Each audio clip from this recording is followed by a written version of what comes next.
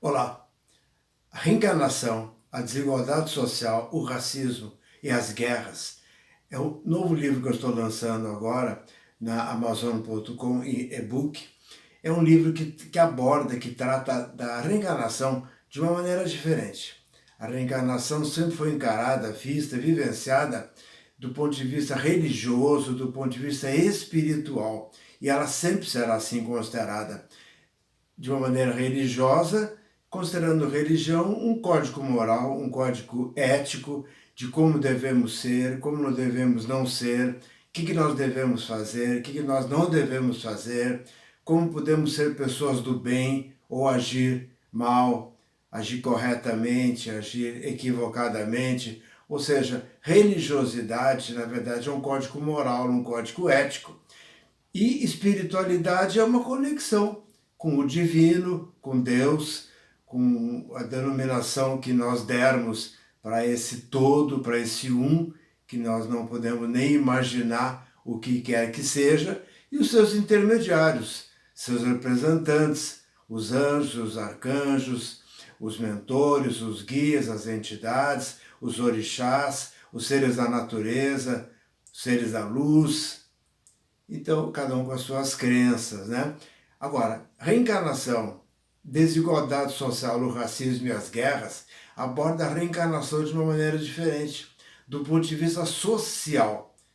Ou seja, a colaboração que a noção da reencarnação e que a vivência de nos acreditarmos reencarnacionistas na prática, no dia a dia, pode trazer para minimizar ao máximo e gradativamente, quem sabe, com o passar dos séculos, irmos eliminando essa chaga da humanidade, essa injustiça que é a desigualdade social. Algumas pessoas podem dizer, e estão corretas, que muitas pessoas que estão passando por essa situação numa vida, em outras vidas passadas cometeram atos que foram ricos, foram milionários, agiram mal, foram egoístas, materialistas, etc. E isso é verdade, porque existe a lei do retorno. Mas também é verdade que existe o livre-arbítrio. E o livre-arbítrio, eu estou falando agora, o livre-arbítrio das pessoas que estão no poder, dos presidentes, dos ditadores, dos senhores e das senhoras, das pessoas que estão mais próximas do dinheiro, do bem material. Essas pessoas que dominam a humanidade também têm o livre-arbítrio de se empenhar para terminar com a desigualdade social ou manter a desigualdade social ou fazer no mínimo para, no mínimo, aliviar a sua consciência. Então existe a lei do retorno, mas também existe o livre-arbítrio de quem tem o poder em agir nesse sentido ou não agir, ou agir de uma maneira pequena para dar algumas satisfações para outras pessoas. O racismo, muitas pessoas podem dizer, alguém que nasce negro numa comunidade branca, numa vida passada foi branco e não gostava dos negros, ou foi senhor de engenho, ou foi capataz, ou fez isso, ou fez aquilo. Pode ser, existe a lei do retorno. Alguém que nasce negro numa comunidade branca, alguém que nasce então branco numa comunidade negra, ou indígena numa comunidade de dominação europeia, como foi a nossa chamada, o descobrimento do Brasil, que nada mais foi do que uma invasão, na verdade, né? E outras espécies de racismo, de questões sexuais, de tantas questões que acabam nos separando, ao invés de nos unir, pode ser atribuído ao retorno, mas também pode ser atribuído ao grau de consciência, de elevação consciencial de cada um de nós, e também pode se atribuir ao livre-arbítrio de cada um de pensar da maneira que quer, de enxergar as coisas como enxerga. Então, existem as leis kármicas, existe a lei do retorno, mas também existe o livre-arbítrio. E as guerras, né, que é uma outra questão social que um dia deve desaparecer da face da terra, também com o passar dos séculos.